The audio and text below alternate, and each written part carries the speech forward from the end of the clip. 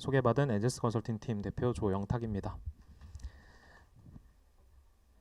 어, 이제 오늘 좀 이제 예비 고3 어머님들과 현 고3 어머님들이 좀 섞여서 오신 것 같아요. 그래서 25학년도 얘기도 제가 조금 넣어놓기는 했는데 이제 올해 일단 바뀌는 내용과 올해 실전 지원 전략 위주로 좀 말씀을 드리도록 하겠습니다. 준비한 내용은 이렇게 네 가지 정도 되고요. 일단 실채점 결과 분석이 좀 궁금하실 것 같아서 앞순서에 넣어놨고, 그리고 올해 그 지원 가능선 라인도 이따가 표점 합 기준으로, 저희가 이제 가채점 기간에는 이제 주로 원점수 합 기준으로 좀 말씀을 드리는데 이제는 표준 점수가 나왔기 때문에 표점 합 기준으로 설명을 좀 드리도록 하겠습니다. 먼저 실채점 결과를 좀 분석을 해보면요. 가장 이제 이과가 많은 수능이 갱신되고 있죠. 그래서 이거는 가채점 때도 한번 말씀을 드렸었는데 22학년도 당시까지만 해도 확통 기준으로 이제 뭐 사실 확통 인원이 문과라고 이제 확정적으로 말하기는 좀 어렵기는 하죠. 이제 사과탐이 더 중요해진 세상이 되기는 했지만 기본적으로 확통을 선택한 학생들을 이과로 분류하기는 힘들기 때문에 이제 확통 선택자 기준으로 22학년도에는 52% 정도가 문과였다라고 추론을 할 수 있었고, 23학년도에는 이제 이게 역전됐습니다. 그래서 확통 선택자가 48%, 미적 기하가 합쳐서 52% 정도였는데 이제 24학년도 이제 실제 응시자가 42만 6천 명, 42만 7천 명 정도 됐었고 확통 선택자가 45%, 미적 기하 선택자가 55%가 됐습니다. 이제는 명확하게 이과가 훨씬 더 많은 세상이 되었고요. 이제 거시적으로 봤을 때 이과 인원이 많다라는 거는 이과 학생들이 정시로 대학 가는데 그렇게 유리한 요소는 아니죠. 왜냐하면 그 아무리 대학들이 구조조정을 해서 문과나 뭐 이과 자리에 이런 변화를 가져왔다 하더라도 기본적으로 뽑게 되어 있는 인원수 자체가 엄청나게 바뀌지는 못했습니다. 말하자면 뭐 국문과를 없앨 수는 없잖아요.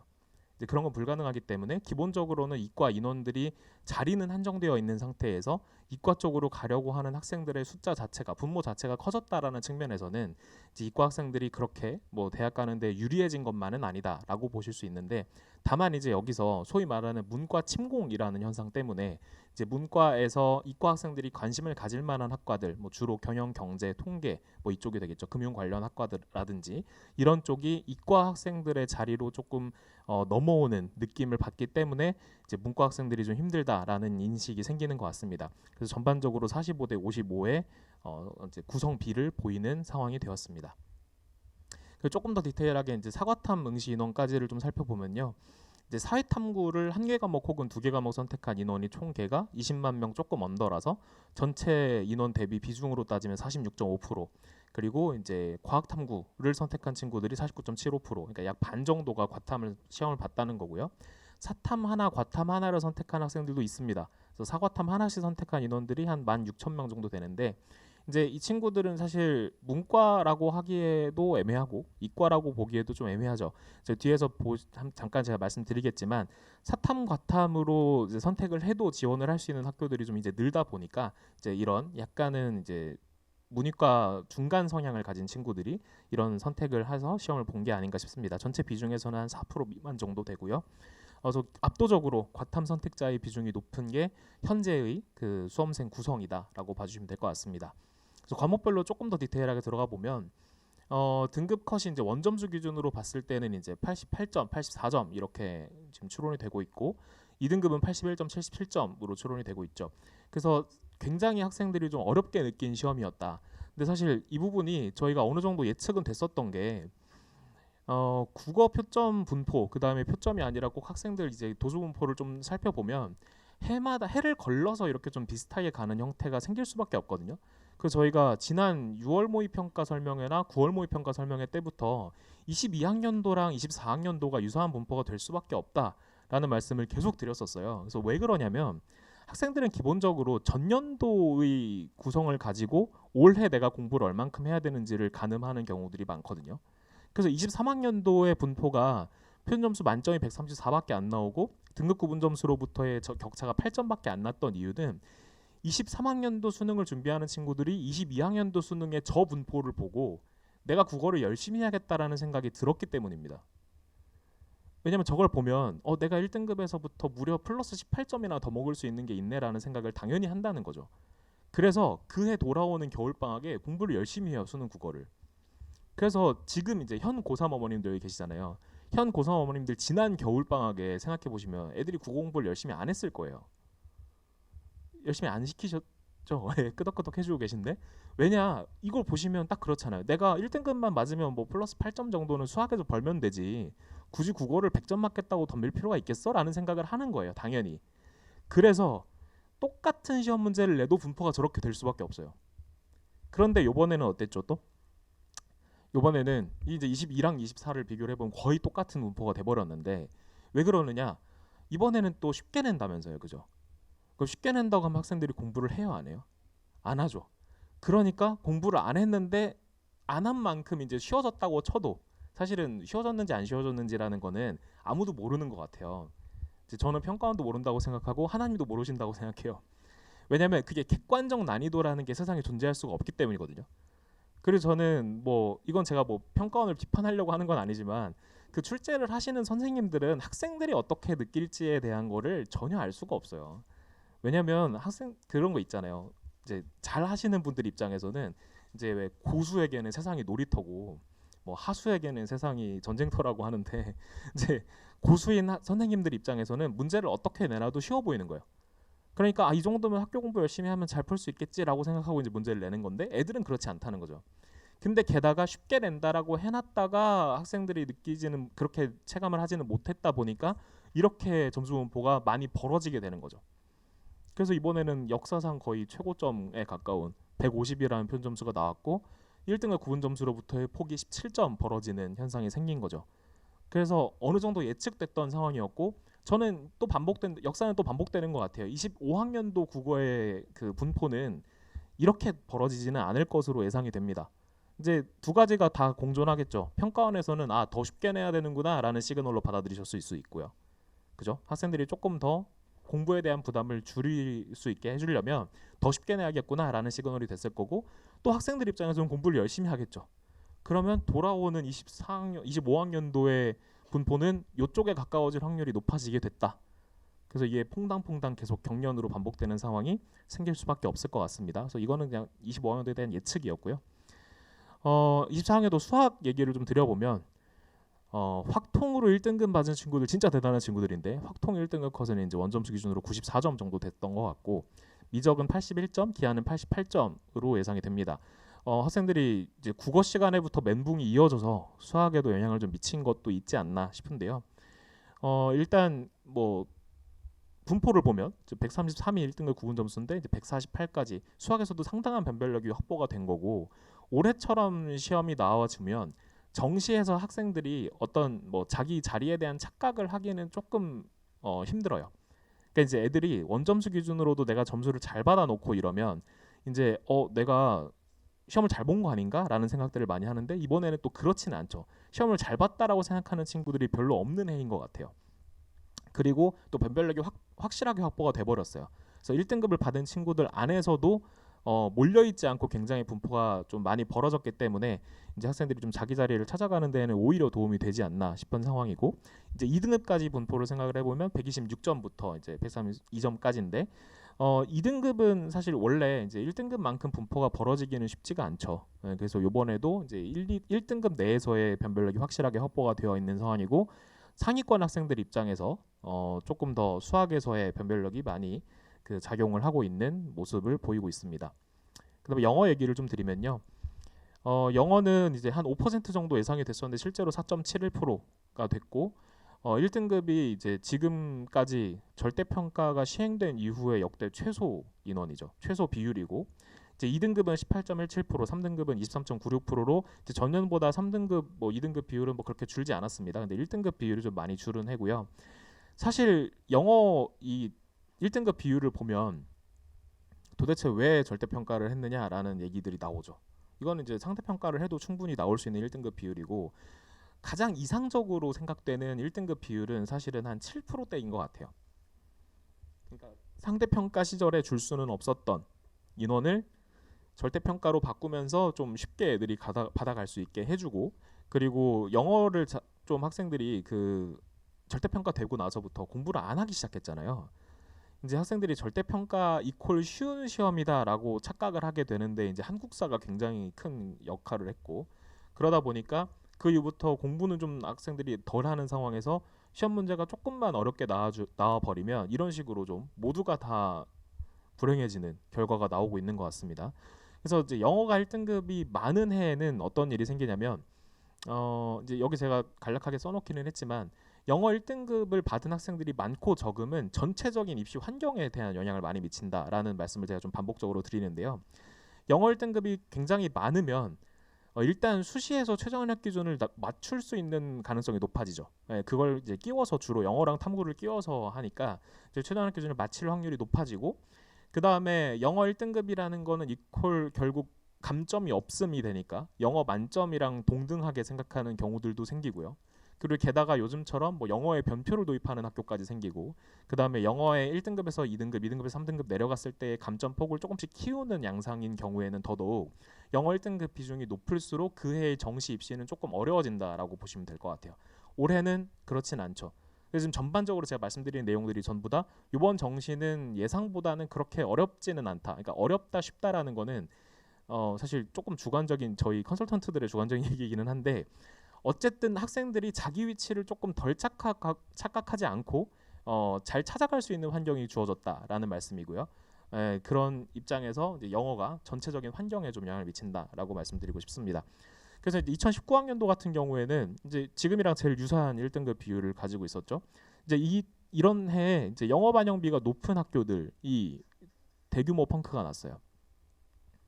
이제 왜 그러냐면 내가 영어가 2등급인데 2등급 이하의 학생들이 사실은 95%라는 뜻이잖아요. 대략 5%가 1등급 맞았다는 거는 95%는 1등급이 아니라는 건데 영어 반영비가 높은 학교들의 경우에는 학생들 입장에서 내가 영어 1등급이 아닌데 그 감점을 감당해가면서 그 학교를 지원을 해야 될 이유가 있을까라는 생각을 강하게 하게 된다는 거죠. 그래서 2019학년도에는 대표적으로 이화여대가 엄청난 펑크가 났었는데 이화여대 같은 경우는 그때 당시에 국수 영탐의 반영비가 25, 25, 25, 25였어요. 이렇게 돼 있고 영어가 250점 만점, 전형 총점 1000점에서 250점을 차지하는데 감점이 10점씩 됐습니다. 그러니까 학생들이 내가 2등급이면 당장 10점이 날아가는데 저 학교를 꼭 써야 될까라는 생각을 하게 됐던 거죠. 근데 바꿔서 생각을 해보시면 전국에 영어 1등급이 5%면 남학생 여학생이 똑같이 영어를 잘한다고 치면 2.65%씩이죠. 그쵸? 그러면 여대 지원 가능한 인원이 2.65%만 영어 1등급을 들고 있어요. 또 여대 싫어하는 학생들 많죠. 여대 안 가겠다는 학생들 많죠. 그럼 반 털고 시작하면 1.3%죠. 문이과 또 나눠보면 뭐 난리도 아니죠. 그러니까 사실상 없는 거예요. 영어 1등급을 들고 이화여대를 지원을 할 수 있는 학생들 자체가 극소수기 때문에 전부 다 2등급 미만으로 시작하는 건데 학생들은 그런 생각 못해요. 내가 10점이 깎인다라는 게 너무 아쉬운 거예요. 그러면 이 학교는 굉장히 수요자가 줄을 수밖에 없죠. 결국에는 수요자가 적다 보니까 대펑크가 났었던 거고 영어 반영비가 높았던 학교들 외에도 영문과 영교과 계열들이 싹 다 펑크 났어요. 이제 이렇게 생각하는 거죠. 내가 수능 영어가 절대평가 2등급인데 평생 영어 선생님을 할 수 있을까? 하기 싫은 거죠. 네, 그래서 이제 그런 이제 전체적인 환경을 좀 좌우하는 면 플러스 특정 학교나 학과에 이런 식으로 심리적 영향을 미친다라는 부분을 한번 말씀드려봤습니다. 사탐 가볍게만 보면요. 윤사는 만점자 1등급 비율이 11.75%. 그러니까 만점자만 1등급인데 1등급 비율이 11.75%. 그래서 이제 100분위가 94가 됐죠. 2등급이 없습니다. 세계사는 이제 1등급 비율이 9.24%, 한지랑 동사는 7%대. 나머지 과목들은 그나마 양호해서 이제 제가 그냥 빼놨는데요. 전반적으로 만점자 비율이 굉장히 높은 편이고 한 문제만 틀려도 2등급 내지 3등급까지도 떨어지는 경우들이 좀 많이 있었습니다. 그래서 이제 이런 부분들이 사탐을 선택한 학생들 입장에서 요번에 좀 많이 당황스러웠을 거예요. 진짜로 제가 이제 얘기하다 보면 학생들이랑 47점인데 3등급이고 막 이래요. 이제 2점짜리 하나 틀린 애까지가 2등급, 뭐 3점짜리 하나 틀렸더니 3등급 되어 있고. 그럼 물론 표준 점수의 차이는 그렇게 크게 나진 않아요. 그런데 이제 이게 뭐 말하자면 이걸 내가 끼워서 최저 학력 기준을 맞춰야 됐다라거나 이런 경우에 이제 좀 큰 타격이고 뭐 정시에서 크게 그 표준 점수 1점 때문에 막 망했다 이것까지는 아니지만 이제 정말 공부 열심히 했음에도 불구하고 2등급, 3등급대로 떨어지는 경우들이 다수 나오면서 사탐 공부한 학생들이 좀 많이 당황하고 있죠. 과탐 같은 경우는 일단 원과목들은 좀 균일하게 잘 맞춘 것 같아요. 원과목 같은 경우는 이제 만점 뭐 전부 다 100분이 99로 공평하게 잘 맞췄고 그다음에 1등급도 지금 한 문제 실수하는 것까지는 1등급 잘 안정적으로 나왔고, 화학만 41점으로 2등급 컷이 조금 내려와 있는데 나머지 다 유사하게 됐기 때문에 원과목 선택한 친구들이 내가 특정 과목을 잘못 골라서 뭐 시험을 뭐 요번 성적이 망쳤다 이렇게 말씀하실 만한 부분들은 조금 적은 편인 것 같고요. 다만 이제 투 과목은 좀 편차가 심하죠. 뭐 아시다시피 이번에 투 과목은 좀 이상한 현상들이 많이 있었는데 뒤에서 좀 설명드리겠지만, 지금 과목별로 만점 그 편차도 좀 크다는 점에서 특히나 이제 투 과목을 요번에 선택했다라는 거는 대부분 서울대를 지망을 하기 위해서 이제 상위권 학생들이 선택했을 가능성이 높은데, 또 서울대 같은 이렇게 표준 점수를 그대로 반영하는 학교를 지원하려는 입장에서 내가 특정 과목을 선택을 했으면 표점이 더 높았을 텐데 라는 아쉬움이 남는 시험이 돼버렸다라는 점에서는 좀 비판의 여지가 있는 것 같습니다. 그래서 투 과목은 좀 편차가 보시다시피 이제 80점에서부터 72점까지 만점의 표점도 좀 차이가 크고요. 근데 물론 이제 그 만점을 꼭 받지 못했더라도 표준 점수 자체가 굉장히 원 과목에 비해서는 높은 편이죠. 전반적으로 다 원 과목에 비해서 표준 점수가 높은 편이라는 점은 당연히 이제 투 과목을 가지고 서울대 지원하는 학생들한테 유리하기는 하겠으나, 이제 서울대만 지원하려고 했던 친구들이 아닌 경우에는 투 과목을 선택하는 순간 100분위 자체가 쉽게 이제 잘 나올 수가 없잖아요. 워낙 선택자 자체가 원 과목 투 과목 차이 편차가 크기 때문에, 그런 점에서 좀 투 과목 선택자들이 등급을 잘못 받거나 100분위를 잘못 받았을 경우에 이제 입시 전체가 조금 힘들어지는 경우들은 있을 수 있을 것 같습니다. 그래서 이제 이게 4월부터 사실은 좀 예견이 됐던 건데요. 4월 학평 당시에 이제 투 과목으로 학생들이 유입이 될 수밖에 없는 요인이 있었죠. 23학년도 4월 학평과 24학년도 4월 학평을 비교를 해보면 이제 투 과목 처음 시험 보는 때잖아요. 원래는 표점이 80점대 뭐 이 정도로 나왔었는데 이번 24학년도 4월 학평의 표점이 100점이 찍혔죠.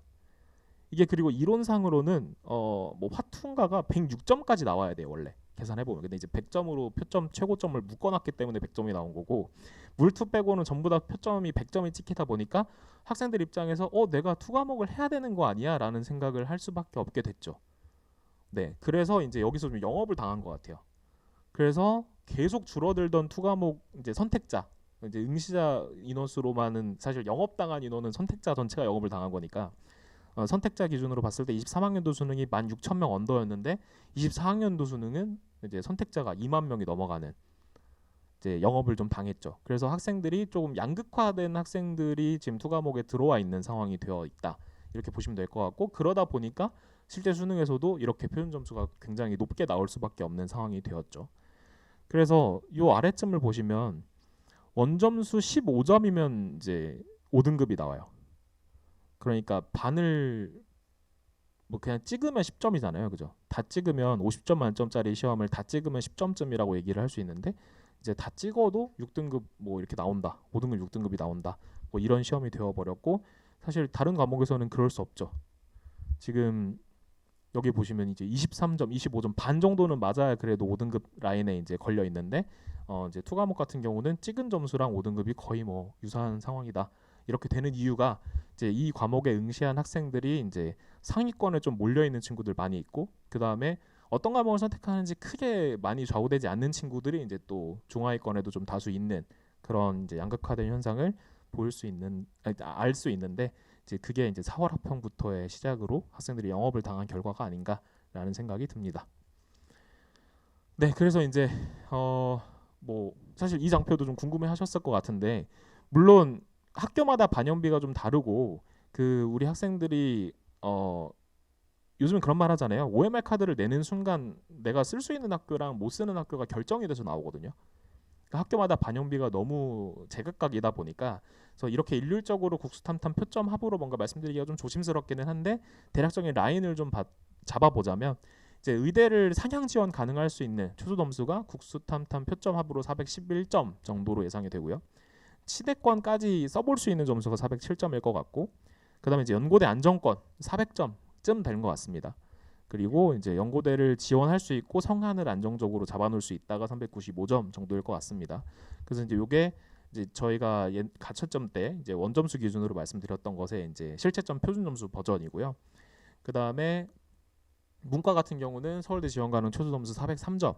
그 다음에 연고대 상위권을 쓸 수 있는 점수가 400점 조금 밑에까지인 것 같고, 그 다음에 성한 지원 가능성이 390점 조금 밑에, 그 다음에 380점대 초중반 정도가 중앙 경위까지 지원 가능성일 것 같습니다. 그래서 이제 뭐 늘 말씀드리지만 이 장표에 저희가 그 더 아래까지를 말씀드리기 힘든 이유는 이제 아래로 갈수록 구수탐탐 표점 합과 누적 백분위 사이에 이제 격차가 좀 커지죠.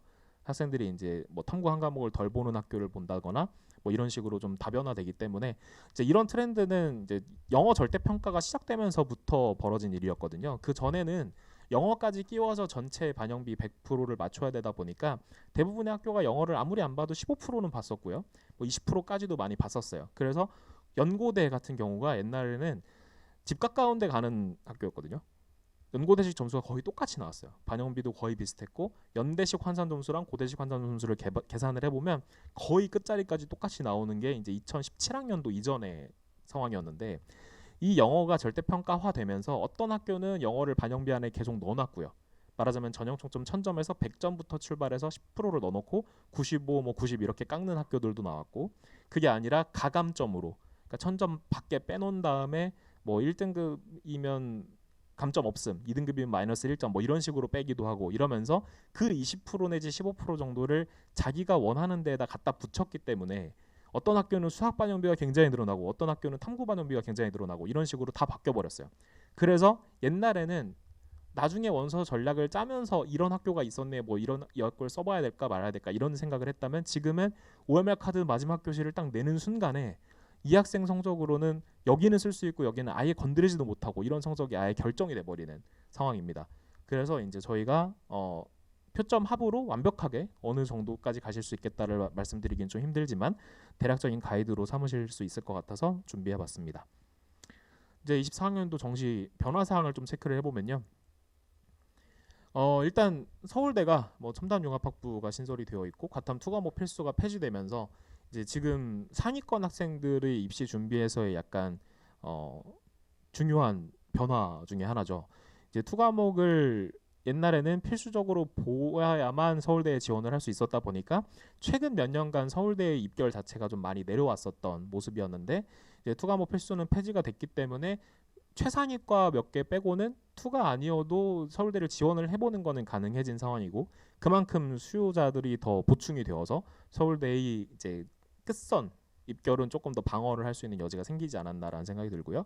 뭐 연세대는 특별한 변화가 없고, 고려대 같은 경우는 또다시 이제 중요한 변화 중에 하나가 교과우수 전형이 신설이 되면서, 특히나 의대 같은 경우는 교과우수 전형에서 12명이라는 이제 꽤 큰 인원을 선발을 하게 되어서 또 메디컬 쪽 준비하시는 분들한테는 굉장히 중요한 변화 사항으로 보여집니다. 그 다음에 이제 성균관대가 영어 변표를 도입을 했어요. 그래서 이제 영어 변표 이거 발표 났는데 이제 1등급과 2등급을 동일하게 보고 이제 3등급부터 감점을 하는 식으로 변표가 나온 것 같아요. 그래서 이제 이 변표를 도입을 함으로써 성균관대가 좀 유도하고 싶었던 거는, 원래부터 1, 2등급 사이에 감점 폭이 고정되어 있으면 지금처럼 1등급이 너무 적게 나왔을 때 2등급 학생들이 지원을 아예 꿈꾸지 않는 상황이 생겨서 성균관대를 쓰는 학생들의 인원수가 줄어들 수밖에 없는데, 이제 그 부분을 변표 도입을 함으로써 조금 더 지원을 유도할 수 있게끔 되는 데 도움이 되는 것 같고요. 그 다음에 이제 반영비 변경 이슈가 좀 있습니다. 그래서 수학이랑 탐구를 조정해서 이제 그걸 영어로 빼놓고 그 다음에 변표를 도입을 한 거라고 보시면 될 것 같고요. 군이 이동하는 모집 단위가 좀 다수 있어서 성균관대를 이제 좀 잘 지원하셔야 되는 분들께서는 작년 입결을 보실 때 좀 주의하셔야 될 것 같아요. 그러니까 이제 이게 보통은 작년에 몇 번까지 돌았다, 그러니까 나도 몇 번까지 돌 거라고 예상되니까 뭐 이렇게 생각하시는 분들이 많이 있잖아요. 그럴 때 이제 제일 주의하셔야 되는 게 이제 군이동 으로 인해서 전년도에 그 학과를 썼던 친구들이 타 군에다가 쓸 조합이 달라졌다라는 부분인데, 그 부분을 주의하셔 보셔야 될 것 같고, 이게 그러면 성대만 주의해서 보셔야 되느냐? 아니죠. 한양대 서강대권 지원하실 때 다 같이 주의해서 보셔야 되는 거죠. 그러니까 서성한을 지원을 하는 그 성적대의 학생들이 전년도에 조합으로 짤 수 있었던 가나다군 조합과 올해의 조합이 달라졌다라는 측면에서 성대 지원자만 신경 쓸 일이냐? 그건 아니다라고 좀 기억해 주시면 될 것 같고요. 한양대가 투과목 가산점을 유지하고 있다가 폐지를 했습니다. 그다음에 서강대 같은 경우는 이과 지원 시에 과목 제한이 폐지가 됐는데, 사실 저 부분은 문과 학생들이 이과로 교차 지원을 하는 경우들이 많은 학교는 아니라서 서강대가 뭐 크게 영향을 미치진 않을 것 같고요. 그냥 서강대는 오히려 또 투과목 가산점이 도입이 됐어요. 그래서 0.5점 가산점이 있습니다. 그다음에 이제 중앙대 같은 경우도 가군에서 나군으로 군이동한 모집 단위들이 좀 다수 있는데요. 주로 이제 제2외국어 어문 계열들, 그다음에 간호, 인문이 이제 가군에서 나군으로 이동을 했기 때문에 전년 입결 참고하실 때 역시 주의하셔야 될 것 같고요. 특히 이제 이 중앙대 어문 계열 같은 경우는 22학년도까지 통합 모집을 하다가 과별로 23학년도 때 찢었거든요. 그러고 나서 이번에는 또 가군에서 나군으로 이동까지 하고 있기 때문에 이제 여기는 좀 변수가 많은 모집 단위가 될 것 같습니다. 경희대학교 같은 경우는 광역 신설된 이제 모집 단위들이 있고 학과 모집이랑 광역 모집이 병행됩니다. 그 다음에 외대 같은 경우는 A와 관련 학과들이 다군에서 신설되고 있고요. 시립대는 문과 계열 반영비 변화가 있습니다. 그래서 인문 3의 경우에는 사탐 필수 응시라서 여기는 또 교차 지원이 안 되는 그런 이제 소위 말하면 찐 문과과들이 이과 교차 지원을 막았습니다. 건국대 같은 경우도 반영비 변화가 있는데 한국사가 5% 반영되는 모습에서 이제 감점 방식으로 변경이 되어 있습니다. 그래서 주요 변화 사항만 빠르게 체크를 해봤고요. 이제 24학년도에 고려대가 이제 요번에 교과우수 전형을 신설을 했다라는 점 때문에 학생들 입장에서 내가 일반 전형으로 쓰는 게 나을지 교과로 쓰는 게 나을지를 고민하시는 경우들이 많이 있을 것 같아요. 그런데 이게 겉에서 보여지는 숫자랑은 다르게 실질적으로 교과의 반영이 뭐 엄청나게 될 건지는 잘 모르겠어요. 물론 서울대처럼 정성 평가를 하는 것이 아니라 이제 정량 평가적 요소가 좀 더 강하기 때문에 이제 어느 정도는 숫자적인 영향도 미치긴 할 것 같은데 디테일하게 살펴보면 교과 평균 등급 점수 플러스 100점으로 해서 이제 200점을 반영하는 거라서 이게 이제 실질적인 교과 반영률이 조금 더 낮아진다라는 점이 있고요. 그리고 또 디테일하게 더 들어가서 살펴보면 1등급을 100점 주고 2등급 98점, 3등급 94점, 4등급에서 5등급 내려갈 때 이제 확 깎기 시작하죠. 근데 고려대를 교과수 전형으로라도 정시에서 지원을 할 만한 친구들이 5등급 미만이 많이 있을 것 같진 않고요. 대부분 3에서 5등급 사이이지 않을까 싶어서 그렇다면 왜냐면 1, 2등급은 이제 수시로 대학을 갔을 확률이 높으니까 이제 그렇게 말씀드린 거고요. 1, 2등급 학생들은 뭐 확실하게 4, 5등급 학생들에 비해서 교과우수 전형에서 조금 더 이득을 챙길 수 있겠지만 대부분 비슷한 점수라고 생각을 했을 때는 최대 벌어질 수 있는 폭이 한 25점 정도이지 않을까, 24점 정도이지 않을까, 3에서 5 사이. 그렇기 때문에 이 부분을 막 너무나 교과우수 전형으로 썼을 때는 내가 일반 전형으로 아예 건드리지도 못했던 학과를 무조건 갈 수 있을 거야라고 생각하시기에는 뭐 그렇게 큰 파급력이 있지는 않을 것 같아요. 그렇지만 이제 내가 내신을 잘 챙겨놨었는데 이제 수시에서 뭔가 승부를 못 봤던 친구들 입장에서 약간 활로를 찾을 수 있는 그런 전형이 될 것 같기는 합니다. 그 다음에 이제 늘 궁금해하시는 부분들인데 저는 사실 이 부분은 조금 회의적이거든요. 이제 확통, 과탐, 사탐 이렇게 응시를 하는 학생들이 자연계열 지원 가능하다라고 해서 이제 문과가 이제 이과를 쓸 수 있다. 뭐 이렇게 이제 뉴스에서 나오는데 저는 사실 이 친구들이 문과인 것 같진 않아요. 확통, 과탐 선택자가 막 그렇게 비율이 많은 것 같지도 않고. 근데 어쨌든 지금 이제 지원 제한 자체가 거의 다 폐지되고 있는 상황이라서 성균관대 같은 경우는 올해부터가 이제 확통 과탐 선택자가 자연계열 지원이 가능하다라는 점이 바뀌었고요. 이제 2024학년도 서강대 자연계열은 원래 그랬긴 했지만 거의 대부분 이제 아예 자연계열 자체가 미적기하 응시 조건이 폐지가 됐습니다. 그래서 확통 사탐으로도 자연계열 지원이 가능은 한데 원래 이 학교는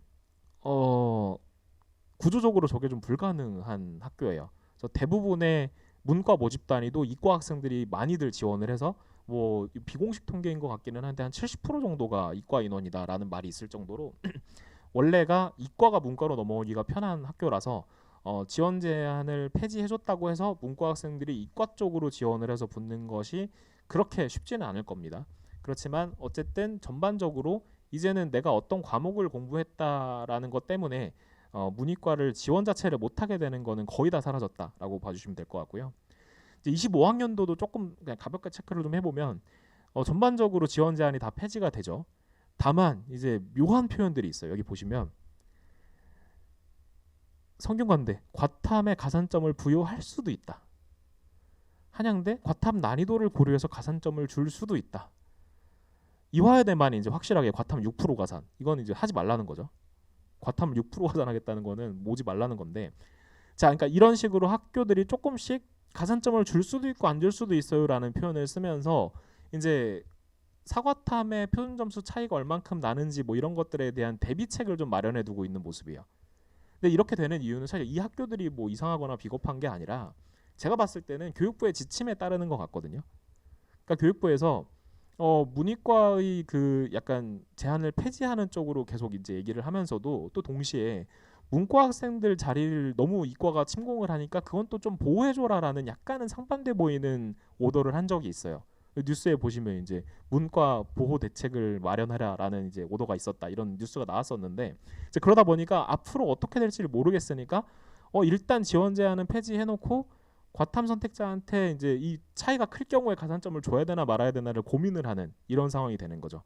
네, 그래서 좀 전반적으로 25학년도에는 지원 제한 자체는 폐지가 되나 그 이후에 동일 계열 지원 시 탐구 가산이라든지 아니면 난이도를 고려해서 가산점을 부여할 수 있다라든지 이런 식으로 학교들이 약간씩 그 후일에 뭔가를 더 시도할 수 있는 약간 길을 열어두고 있는 모습이라고 봐주면 될 것 같습니다. 그다음에 이제 25학년도에 성균관대에서 좀 재밌는 걸 하는데요. 재밌는 건데 저희한테는 굉장히 피곤한 그 수능 성적 산출 방법이 변경됩니다. 그래서 A유형, B유형을 도입을 하는데 무슨 뜻이냐면 예를 들어서 인문과학계열 지원을 하는 학생한테 너의 성적을 35, 25, 30, 10으로 한번 계산해주고 30, 40, 20, 10으로 계산해준 다음에 더 유리한 거를 네 점수로 해줄게 라고 꼬시는 거예요. 어때 보이세요? 뭔가 지원을 해보고 싶죠. 왜냐면 나를 성균관대가 어떻게든 좋게 봐주려고 애쓰는 것 같잖아요. 기특하잖아요. 아닌가요? 이제 이렇게 되면 이제 학생들 입장에서 이런 거죠. 저희가 왜 가위바위보를 해도 두 개를 냈다가 하나를 빼는 게 유리하잖아요. 하나만 내는 것보다는. 그러니까 두 개를 내놨다가 나를 좀 더 좋게 봐주겠다라고 하니까 학생들 입장에서 지원을 안 할 이유가 없게끔 만드는 성균관대의 굉장히 영리한 이제 방법이고요. 저희 같은 사람들만 이제 힘들어지는 거죠. 도대체 이 학교의 입결을 어떻게 예상을 해야 되나 이제 피곤해지는데 성균관대가 또 재밌는 걸 더합니다. 다군에서 글로벌 경영이랑 글로벌 바이오 메디컬 공학과 학생들이 굉장히 선호하는 학과들이죠. 이거를 다군 선발을 해요. 그러면서 탐구 성적을 또 하나만 반영하겠대요. 다군에서는. 그럼 확 땡기죠. 학생들이 보통은 탐구 두 과목을 공평하게 똑같이 잘 보진 않아요. 보통 과목 코드상 제일 뒷 과목을 좀 못 볼 확률이 높죠. 그렇지 않나요? 이게 학생들이 시험을 보다 보면 한 4시 반쯤 되면 거의 좀비가 돼 있기 때문에 그 마지막 과목을 잘 볼 수가 없어요. 그러면 이제 내가 하나 빼준대 그러면 너무 좋은 거죠. 엄청나게 높은 경쟁률과 엄청나게 많은 추가 합격이 예상이 된다. 네, 그래서 성균관대가 제가 보면 성균관대 입학처가 일을 진짜 잘하시는 것 같아요. 전 요번에 영어 변표 도입 이런 것도 보면서 진짜 머리 잘 썼다. 게다가 25학년도에 어떻게든 많이 지원하게 하려면 사실 입결 지키는 방법은 그거 하나밖에 없거든요. 우리 학교를 많이 쓰고 싶어지게 만들면 돼요. 어떻게든 많이 쓰고 싶어지게만 하면 돼요. 그러면 기본적으로 수요가 뒷받침이 되면 가격이 안 떨어지듯이 이게 좀 되거든요. 그러니까 이게 지금 철저하게 다 그 방식이죠. 내가 너를 어떻게든 예쁘게 봐줄게. 그 다음에 탐구 하나 못 봤지? 빼줄게. 뭐 이런 식으로 자꾸 꼬시고 있는 상황이다. 그래서 25학년도 성균관대는 정시에서 굉장히 큰 변화가 있을 것으로 예상이 됩니다. 그 다음에 이제 이거는 지금부터는 사실 학교의 정책 변화랑 아무 상관없이 그냥 정시라는 게 어떻게 돌아가는지에 대한 이론 설명이라서 내년에 시험을 준비하시는 분들은 뭐 지금 예습 정도 하시면 되고 요번에 이제 지원을 하셔야 되는 분들한테는 저희가 이제 컨설팅 할 때에도 설명을 드리는 부분의 일부인데요. 일단 정시 입결이 형성이 되는 데에는 요소가 이만큼 정도 영향을 미치는 것 같아요. 먼저 수험생 숫자 당연히 영향 미치죠. 그렇지 않나요? 왜냐하면 대학의 정원은 거의 고정적인데 올해 태어난 애들이 많다. 그러면 좋은 거예요, 안 좋은 거예요? 안 좋겠죠. 요번 고1인가가 황금돼지띠가 사람이 많다면서요. 그래서 그 해가 좀 이제 힘들겠죠. 뭐 그런 식으로 수험생 숫자라는 거는 당연히 영향을 미치는 거고, 그다음에 그 해 정시 모집 인원, 제가 이제 정시 입결 형성의 원리니까 수시 쪽 빼고 정시 입결 형성에는 당연히 정시 모집 인원 영향 미치죠. 이제 분모랑 분자의 관계고요, 저거는. 그다음에 이제 모집군 상관관계도 영향을 미칩니다.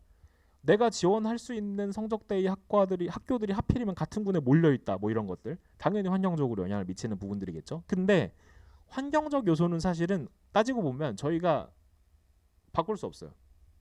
어차피 주어져 있는 상수입니다. 그래서 저 부분은 그냥 아예 차치하고 생각하셔야 되고, 심리적인 요소랑 통계적인 요소가 실질적으로는 이제 저희가 조금씩 영향을 받을 수도 있고 잘 연구해서 영향을 덜 받을 수도 있는 부분인데, 일단 수능의 난이도 올해같이 이제 어려웠다라는 평이 지배적인 경우에는 아까도 말씀드렸듯이 본인의 원점수로 표기된 점수 자체가 굉장히 낮아 보여요. 그죠? 그러면 실제로는 내가 그렇게 시험을 못 본 게 아님에도 불구하고 원점수 자체가 낮았던 친구들 입장에서는 내가 시험을 잘 봤다는 생각을 좀 못 하게 되죠. 그래서 오히려 역으로 조금 쫄아 있는 거예요. 속된 표현으로 학생들이 다 쫄아 있어요 지금. 그렇죠. 근데 수능의 난이도가 쉬웠어요. 쉬웠는데 내가 그럼 어쨌든 원점수로 표기된 점수는 좋게 나오죠. 근데 다만 나보다 더 잘 본 애들이 더 많은 건데도 사람들은 그 생각을 잘 못하죠. 학생들은.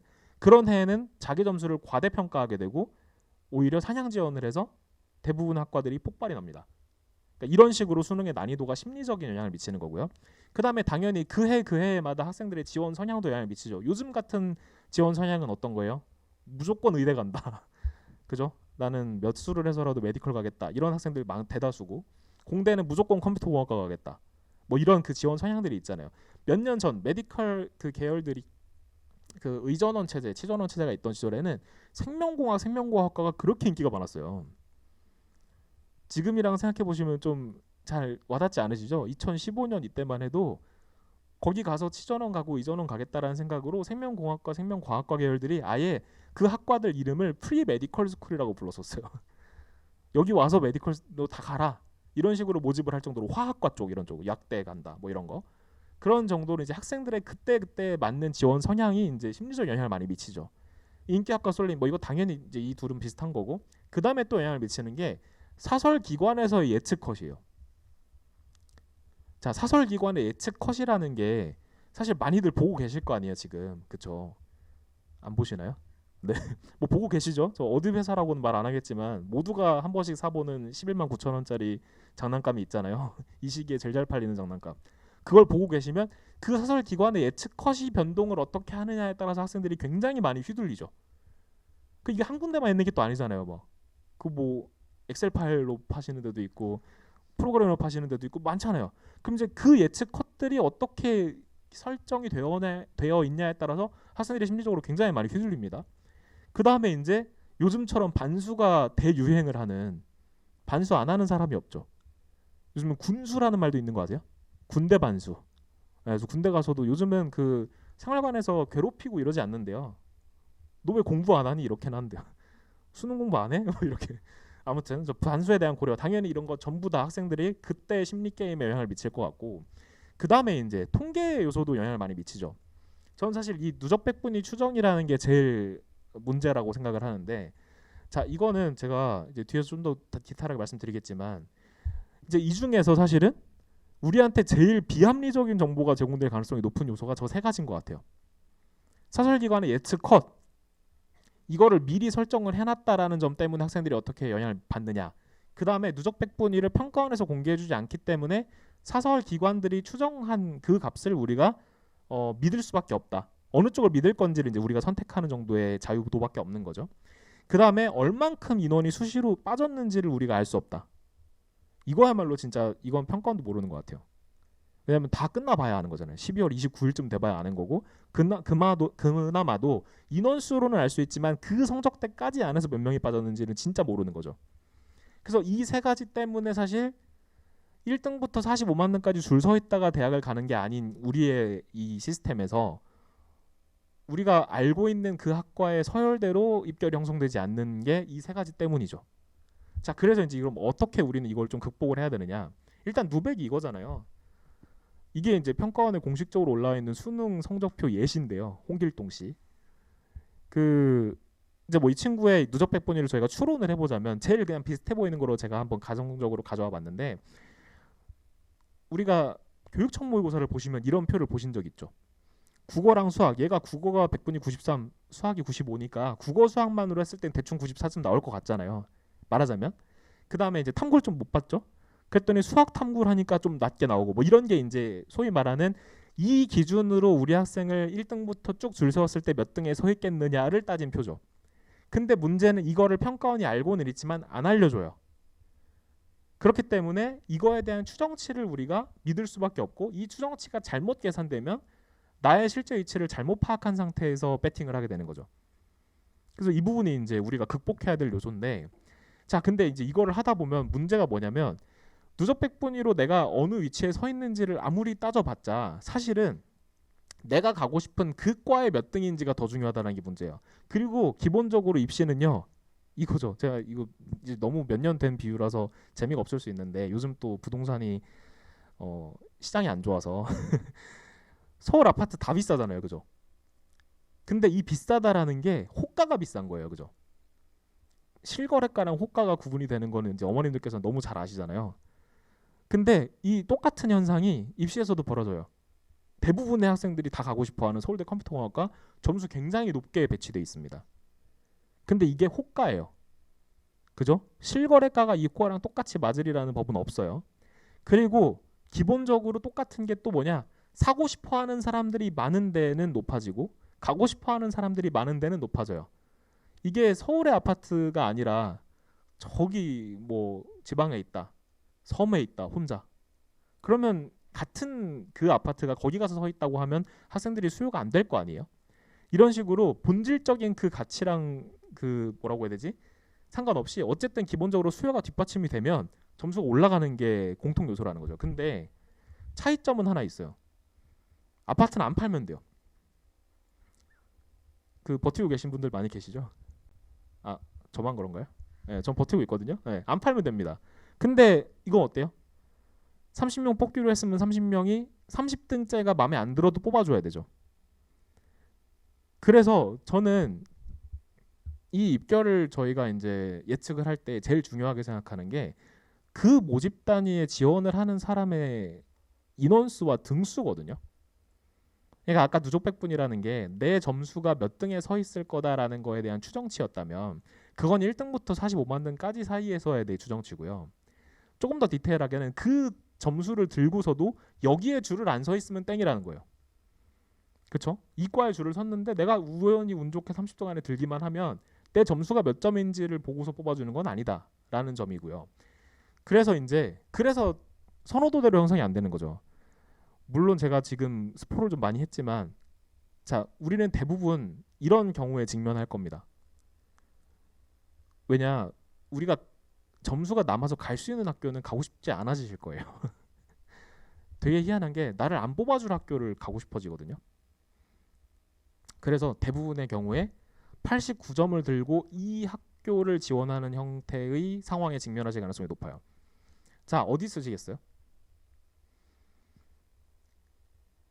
자, 어디를 쓰실 것 같아요? 89점이면 그러니까 이 89점으로 다른 학교를 가면 타군에 갈 땐 많이 있다는 가정이죠. 그런데 가군에 이 학교가 있다고 치고 100점부터 90점까지가 이 학교를 자기 힘으로 갈 수 있는 성적대예요. 근데 89점을 들고 꼭 이 학교를 쓰고 싶어지잖아요. 대부분 어디를 써요? 여기를 씁니다. 여기나 여기 중에 하나를 써요. 왜냐? 1점이나 2점 정도는 빠질 것 같거든요. 그리고 그 11만 9천 원짜리 장난감에서 여기를 넣어보시면 한 30% 40%뭐 이런 식으로 알려주죠. 배터리 3칸 4칸 뭐 이렇게. 여기 한 4칸 여기 한 3칸 이렇게 주죠. 여기는요? 빵칸, 0 아니면 1 뭐 이렇게 줘요. 그래서 사람들이 다 여기를 쓰는 거잖아요. 자, 근데 이론상으로 그럼 다시 한번 짚어보시면 자, 저 위에 있는 컴퓨터공학과부터 누가 있을지를 한번 생각해 보실게요. 저기 누가 있어요? 얘네 있죠. 101, 102, 103. 얘네는 어디 가요? 이게 설컴이라고 치면 의대 갈 애들이죠. 그죠? 연컴이라고 치면 서울대 가거나 약대 가는 애들 뭐 이런 애들이죠. 101, 102, 103 여기 있습니다. 100이나 100.5도 있어요. 자, 이론상 99.9, 99.5도 아니에요. 99.9 컴공 써요 말아요? 자, 우리 어머님 99.9 들고 여기 쓰시겠어요? 여기 쓰시겠어요? 고민되는 정도면 그래도 입시를 좀 아시는 분인 거예요. 99.9를 들고 사실은 여기를 쓰고 차라리 타군에서 지르는 게 맞죠. 여기가 서울대 전자전기면 연대 전자전기면 연대 전전 잡고 다른 군에서 질러야지. 이걸 0.1 때문에 도전을 하는 거는 사실 쉽지 않다는 얘기죠. 물론 있을 수는 있는데 거의 없다. 한두 명밖에 없다. 왜냐? 이것만 포기하면 여기 갈 수 있는 과가 20개 있는 거예요. 그래서 이론상 이렇게 되는 거예요. 99.9부터 99.0까지 여기 없어야 정상이에요. 다 여기가 있어야 되죠. 98.9부터 98.0까지는 여기 없어야 정상이죠. 여기가 있어야 되죠. 근데 여기는 89.9가 잔뜩 있어요. 이걸 제가 몇 년째 설명을 드려도 매번 똑같이 반복되는 현상이라 이따가 제가 22년도, 23년도 다 갖고 올 거거든요. 서울대 컴퓨터, 뭐 연대 컴퓨터 다 올 거 다 있는데 뒤에 매년 여기에는 이런 애들이 항상 있고요. 89.9 그래서 89가 어디를 써야 되느냐? 89가 차라리 여기를 쓰면 100 다음이 89일 확률이 생겨요. 물론 모든 학교에 컴공이 다 빵꾸 난다 이런 뜻은 아닙니다. 해마다 그런 패턴을 보이는 데는 다르겠지만 무조건 내가 점수의 차이, 그러니까 사설기관의 예측 컷과 내 점수의 차이가 적다라고 해서 붙을 확률이 높아지는 게 아니고요. 등수가 그 다음 등수일 가능성이 있겠느냐를 보셔야 된다라는 설명인 거예요. 이해되시죠? 그래서 89가 여기를 쓰면 진짜로 자력으로 이 학교를 갈 수 있는 애들을 다 제끼고 그 다음에 내가 들어가는 거예요. 그래서 아시는 역사상 아시는 유명한 펑크들은 다 이렇게 납니다. 여기가 1점 빠지는 거는요 오히려 더 힘든 일이에요. 그래서 진학사 3칸 회사 이름 얘기해버렸네. 네. 녹화하고 있는데 큰일 났네. 네, 진학사 3칸 4칸이 더 떨어져요. 4칸 붙는 경우가 오히려 더 없다고요. 한두 칸 붙는 경우가 더 많은 이유가 이런 것 때문입니다. 그래서 이 부분을 좀 기억을 해두시면 사실 수시에서 똑같은 원리가 똑같은 작용을 하거든요. 근데 정시에서 좀 더 확실하게 이런 현상들이 생기는 거고요. 그래서 22학년도 사례를 보시면 저렇게 높아 보이는 과들이 다 밑에 와 있는 경우들이 이래서 생기는 거예요. 고대가 컴퓨터공학과가 6.4% 누적백분위. 이게 고대 컴퓨터공학과가 안 좋은 과라서 이런 걸까요? 아니죠. 여기 썼던 친구들이 딴 데로 빠진 거죠. 연대 시스템 반도체공학과는 고대 반도체공학과에 비해서 현저하게 안 좋은 반도체공학과라서 여기 있는 걸까요? 오히려 이거는 반도체를 쓰려고 하는 애들이 연고대 중에 여기를 고르고 딴 데를 썼다라고 해석하는 게 더 타당한 거죠. 서울대 컴퓨터는 왜 맨날 전기정보한테 졌을까요? 의대를 쓸 애들이 여기 있었던 애들이 많은 거겠죠. 이런 식인 거예요. 그래서 이거 실제로 조금 더 디테일하게 보시면 22학년도 당시에 이제 23학년도에는 서울대 컴퓨터공학과가 빵꾸가 안 났는데 그 이유는 이따가 좀 설명드리기로 하고 22학년도 당시에 이랬어요. 418점대를 형성을 하고 있었습니다. 컴퓨터공학과의 호가가. 소위 말하는 가격표죠. 근데 이 가격표를 분석을 해보면 누적백분위 기준으로 0.5%대예요. 자, 0.5%면 전국에 메이저 의대 몇 개 빼고 다 가요, 의대를. 그죠? 서울에 있는 서울 끝선부터 해서 지방에 있는 모든 의대가 다 됩니다. 자, 그러면 아무리 학생들이 컴퓨터공학과를 선호를 하는 현상이 생기더라도 의대를 다 버리고 여기를 갈 애들만 있는 건 아니겠죠. 그래서 애초에 이 호가 자체가 너무 높았어요. 오버프라이싱이죠. 그러면 이 돈을 들고 여기를 사요, 안 사요? 안 사요. 그쵸? 그러면 이제 이게 너무 높은 컷이었던 데다가 게다가 또 이런 것도 있었어요. 418.6을 컷으로 잡았다가 낮춰줬다가 다시 올려 잡았거든요. 자, 그러면 어떻게 돼요? 417 입장에서요. 417점인 학생 입장에서 컴퓨터공학과를 가고 싶었을 거 아니에요, 당연히. 그쵸? 왜냐면 전기정보는 당연히 될 것 같아요, 417이면. 그러면 전기정보는 당연히 될 것 같은데 컴퓨터공학과를 가고 싶어졌죠, 417을. 갑자기 된대요, 접수 직전에. 그러다가 접수 마감일 당일날 안 된대요, 또. 자, 그럼 417 입장에서 여기를 쓸 수 있어요, 없어요? 일단 기분 나빠서 못 씁니다. 내내 안 된다고 했다가 된다고 했다가 다시 안 된다고 했어요. 그러니까 이게 학생들은 자기 점수를 딱 지금부터 들고서 한 2주 동안 자기가 가고 싶어하는 학교, 가고 싶어하는 학과랑 말하자면 연애하듯이 밀당을 하는 거예요. 나 붙을 수 있겠니? 못 붙겠니를 계속 밀당을 해요. 자, 그럼 417은 얘랑은 내가 마음을 먹으면 결혼할 수 있을 것 같아요. 얘랑 결혼할 수 있을 것 같은데 얘랑은 연애를 하고 싶은데 연애를 잘 안 해줘. 사귀어줄게 했다가 다시 차인 거예요.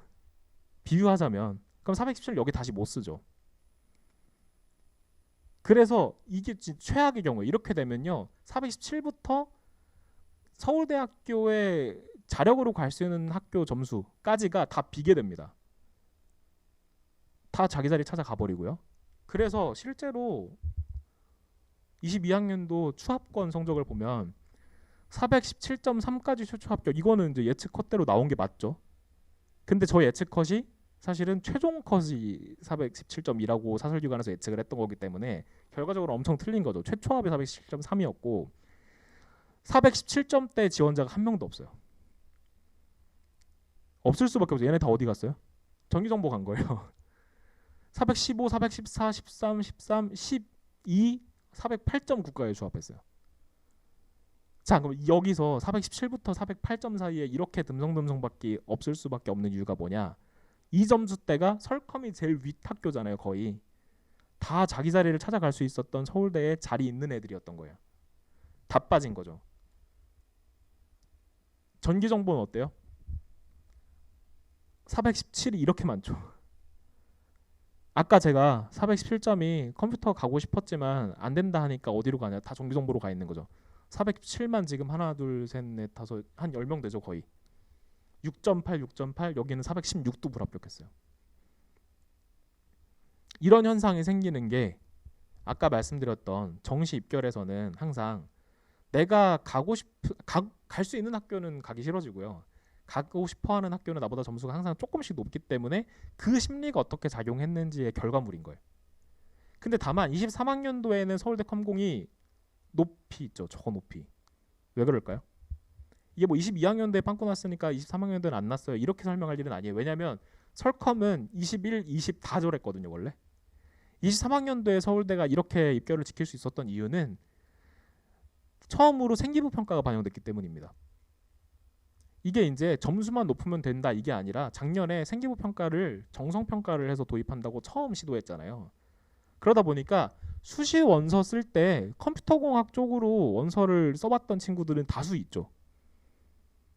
그러니까 내가 말하자면 컴공 정성을 갖춰놓은 생기부를 들고서 컴공 아닌 다른 데를 쓰려니까 그거는 또 조금 부담스럽기도 하고 컴공을 원래 좋아했던 애들 입장에서 저걸 안 써볼 이유가 없었던 거예요. 그렇기 때문에 23학년도에는 컴공이 빵꾸가 안 났습니다.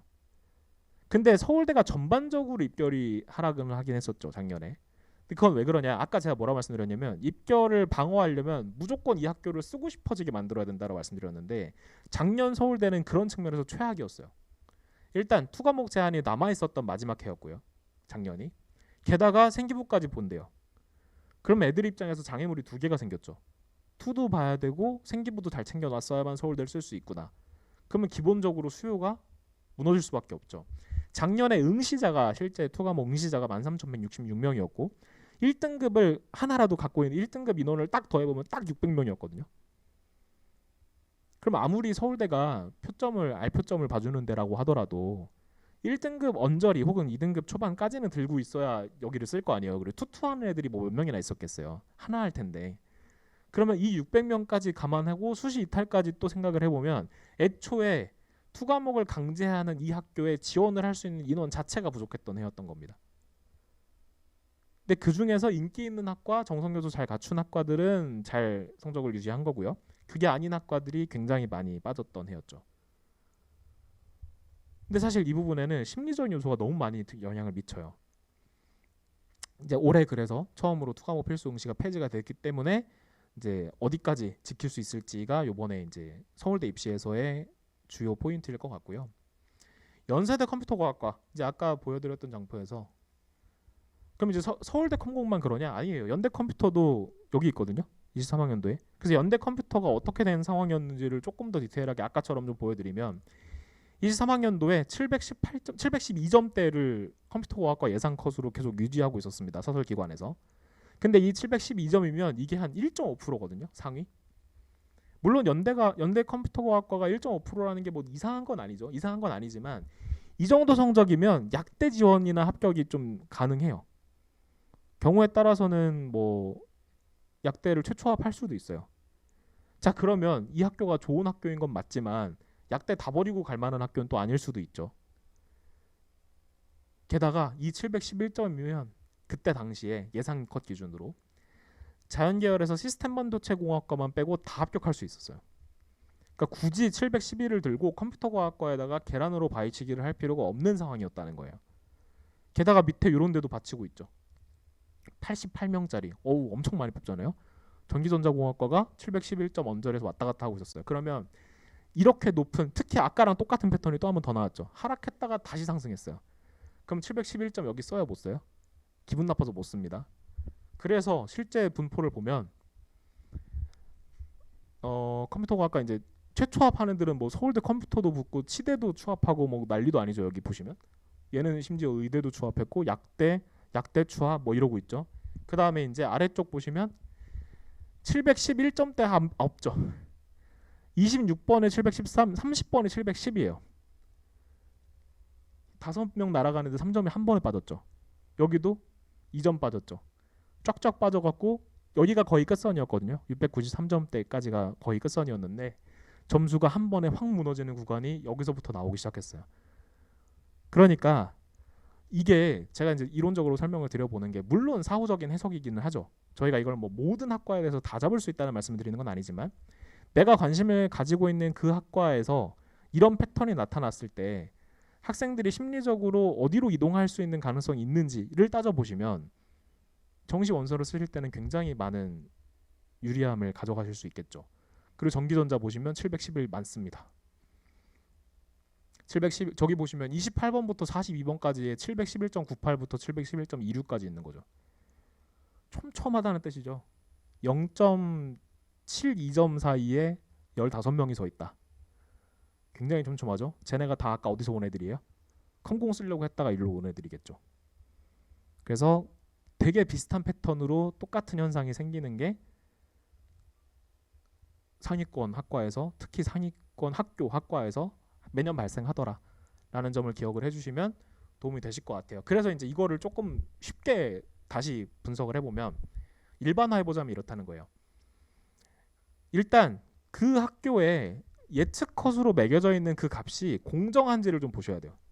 합리적이냐, 내가 저 점수를 들고 그 학교를 쓰는 게 과연 타당하냐, 그리고 남들도 이 가격을 지불하고 과연 이 학교를 쓸 것인가를 한 번쯤 더 생각해 보시면 좋겠죠. 왜냐면 나는 좋을 수 있잖아요. 나는 의대 다 필요 없고 컴퓨터공학과를 가고 싶어 이런 친구일 수 있지만 남들도 그럴까? 또 생각을 한번 해보시면 특히나 아까처럼 그렇게 너무 가격표가 높게 붙어있는 학과들일수록 빵꾸가 날 확률이 높아지는 거죠. 실제로는 그 점수를 들고 그 학과를 쓸 애들이 별로 없다가 되는 거니까. 그래서 사설기관에서 예측하는 이 합격선이라는 게 과연 합리적으로 가치가 반영되어 있는지를 먼저 따져보시면 후보군이 좀 추려지실 거예요. 후보군이 이 학교 이 학과는 사실 애들이 생각하는 것보다는 지금 사설기관에서 너무 높게 잡았다. 물론 높게 잡았다 낮게 잡았다를 어머님들께서 다 아실 수는 없기 때문에 이제 저희가 같이 보는 거지만 이 부분이 대부분의 폭발과 펑크는 다 여기서부터 출발을 합니다. 애초에 오버프라이싱이 되어 있는 학과들을 찾아보셔라 라는 게 첫 번째고요. 두 번째는 이거는 이제 학생 개인마다 조금씩 그 성향의 차이도 있고 그리고 이제 리스크를 어떻게 감당을 할 거냐의 문제인데요. 이제 우리가 소위 말하는 그 모두가 최저가 검색을 해서 사시잖아요. 물건 사실 때. 근데 가끔 쿠팡도 사시죠. 그죠? 언제요? 당장 필요하면 내일 아침까지 보내주니까 쿠팡으로 비싸도 사시잖아요. 이거 똑같아요. 내가 안정원서 하나 정도는 물론 그렇다고 최초합 하시라는 건 아닙니다. 저희는 최초합을 제일 싫어하는 집단인데 어쨌든 한 1차 추합까지는 버틸만 하잖아요. 구정 전에만 붙으면 되는 거 아니에요? 그거 되게 중요하죠. 이제 코로나도 끝났기 때문에 이제 구정에 안 가실 수가 없을 텐데 구정날 내가 합격자 신분으로 가느냐? 한숨이 나오신. 네. 아무튼 그래서 이게 좀 학생마다 성향의 차이가 있기는 하겠지만 최저가 검색을 해서 쓸 학과랑 내가 하나 확실하게 잡아야 되는 학과 정도는 구분을 해서 가나다군에서 하나 정도는 뭐 쿠팡까지는 아니더라도 뭐 해외 배송을 사실 필요는 없다 이 정도인 거죠. 그 다음에 저는 그 보실 때 인터넷에 돌아다니는 자료들을 보실 때 사실 이거는 되게 중요한 얘기인데 아직도 장판지라고 불리는 배치표가 있더라고요. 뭔지 아시죠? 네. 그 장판지도 가끔은 맞거든요. 근데 이제 제가 이렇게 말하면 장판지 만드시는 데에서 고소할 수도 있는데 이게 고장난 시계도 하루에 2번은 맞아요. 그죠? 오전 오후로 한 번씩 맞는다고요. 그러니까 이게 비유를 하자면 저 배치표를 보고서 가시는 게 종이지도 전국지도 들고서 옛날에 강원도 가시던 그런 느낌이에요.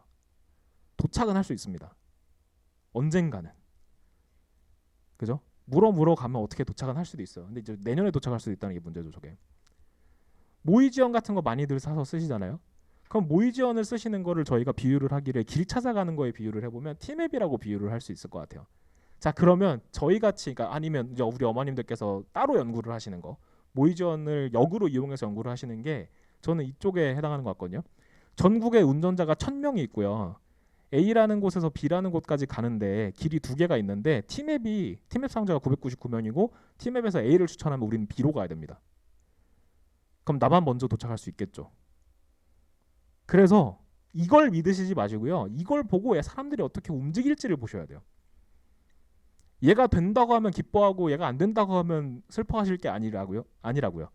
얘가 안 된다고 했을 때 오히려 좋을 수도 있어요. 이해되시나요? 그래서 항상 한 발짝만 앞서시면 돼요. 진짜 딱 이 비유 이거 되게 찰떡 같지 않나요? 이렇게 인정을 갈구하면 안 되는데. 네. 아니 그렇잖아요. 1000명 있으면 한 명만 반대로 갈 수 있다면 된다. 그러면 우리는 대다수의 학생들이 이걸 믿으면 믿을수록 한 번만 반대로 생각했을 때 승률이 올라가는 거죠. 그래서 이거 꼭 기억하셨으면 좋겠고, 그 다음에 내가 감당할 수 있는 위험이 어디까지인지도 항상 생각하셔야 돼요. 자꾸 아파트 얘기 죄송한데 영끌 갭 투자를 했다. 아파트 가격이 떨어지기 시작하면 제일 힘들어지죠. 가나다군 포트폴리오를 통해서 우리가 해야 되는 거는 3패를 막는 것이 최우선입니다. 그렇죠? 근데 이 3패를 막는 데 있어서 대부분의 학생들이 취하는 이 전략이 이거보다 더 위험해요. 이거는 그 9칸 한 칸 그 뜻이 아니에요. 9칸 그게 아니라 대충 될 것 같은 데를 3개를 쓰면요. 3패할 확률이 오히려 높아요. 50, 50, 50을 쓰시면 12.5일 거고요. 3패할 확률이. 6건이니까. 90, 10, 50을 쓰시면 3패할 확률이 4.5%예요. 5% 미만. 이거는 감당할 수 있잖아요. 말하자면. 재수를 하게 될 확률 5% 미만. 이건 뭐 그래도 할만하죠. 얘는 너무 높지 않나요? 5를 쓰시면 더 위험하죠. 12.5. 그래서 저는 665, 뭐 645, 뭐 65, 뭐 이런 거 쓰시는 게 더 안 좋고 확실한 거 하나 잡아놓으시고 그 다음에 아까 제가 말씀드린 거대로 분석을 해서 사냥 지원은 확실하게 높게 쓰시고 그 다음에 항상 다군은 반반이에요. 다군이 붙을 수 있다 없다를 따지는 거는 거의 통계적으로 맞기 때문에 저거는 뭐 말하자면 그 기관 거 보고 쓰셔도 되는데 가군 나군에서의 조합이 66보다 차라리 91이 낫다라는 말씀을 좀 드리고 싶은 거고, 이 포트폴리오 구성이라는 거는 나한테 어떤 의미냐? 단지 3패를 막는 거에 불과하다. 그러니까 쉽게 말해서 다군 욕심 부리거나 이러지 마시라는 거고요. 다군 상향이 될 리가 없으니까 다군에서 높은 거 쓰고 이런 거 하지 마세요. 다군은 그냥 될 만한 데에서 진짜 재수가 없어서 가나군 다 떨어져도 다군에서는 붙는다. 요거 정도의 기능을 하는 거지. 다군으로 대학을 가서 특히나 졸업까지 하시는 비율은 굉장히 낮습니다. 물론 이제 다군이 주력군인 학교들도 있으니까 그 학교를 지망하시는 경우 빼고요. 대부분은 가나군이 주력군이다 보니까 다군 학교를 합격을 최종으로 해서 가군, 나군 다 떨어지고 다군 학교를 끝까지 다녀서 졸업하는 비율은 굉장히 낮다고 해요. 그래서 어차피 다군의 기능은 그거다. 그 다음에 마지막으로는 역사는 계속 반복되더라고요. 이게 저희는 그러니까 사람은 항상 왜 내가 거꾸로 가서 이길 수 있다고 생각하잖아요. 주식하시는 분들 계신가요 혹시? 나만 혼자 이길 수 있다고 생각하시죠? 안 되잖아요, 그죠? 대세 하락장일 때는 다 돈을 잃는 거고 대세 상승일 때는 그냥 다 따는 거고 뭐 이런 거잖아요. 그런 것처럼 어차피 시장을 이길 수는 없어요. 그러면 이길 수 없다면 어떻게 해야 되냐면 올라타면 돼요. 흐름을 올라타기만 하면 되는데 저는 올해의 흐름은 이거는 네 말씀드리면 안 되겠다. 네. 올해의 흐름은 학생들이 전반적으로 자기 점수에 좀 쫄아 있는 경향이 있는 것 같기는 해요.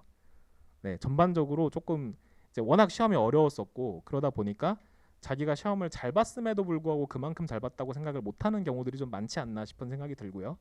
그리고 제가 늘 말씀드리지만 반복되는 패턴이 항상 존재한다.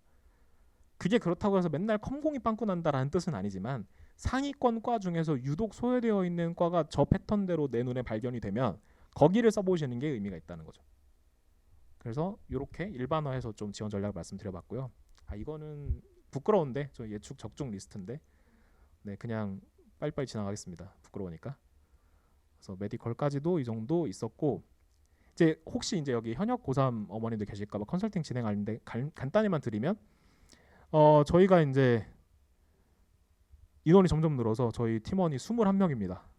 그래서 이제 이게 제가 먹여 살릴 식구들이 점점 늘어나는데 그 혼자 고민하시는 것보다는 그래도 한 7년 8년째 이거를 보고 있는 사람들이랑 같이 고민하시는데 저희랑 상담하시는 것에 가치가 있는 것 같고요.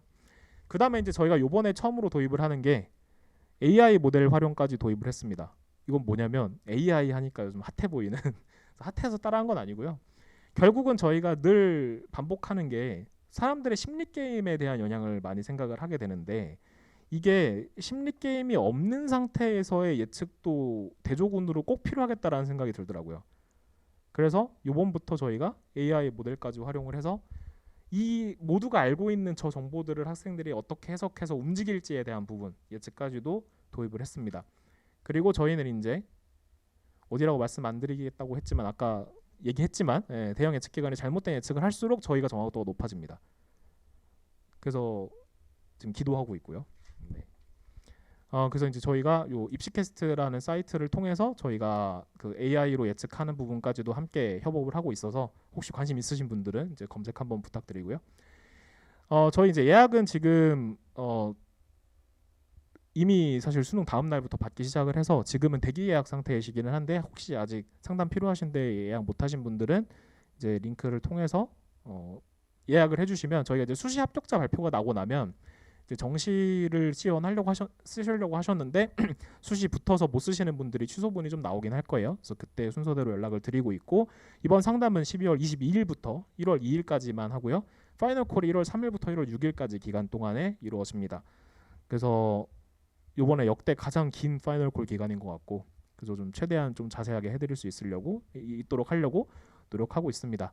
그래서 이거는 이제 아까 혹시 링크를 못 받으신 분들을 위한 QR 코드인데, 네, 뭐 여기 오신 분들은 사실 다 링크는 받으셨을 것 같아서 잠깐만 기다렸다가 넘어가기로 하고요.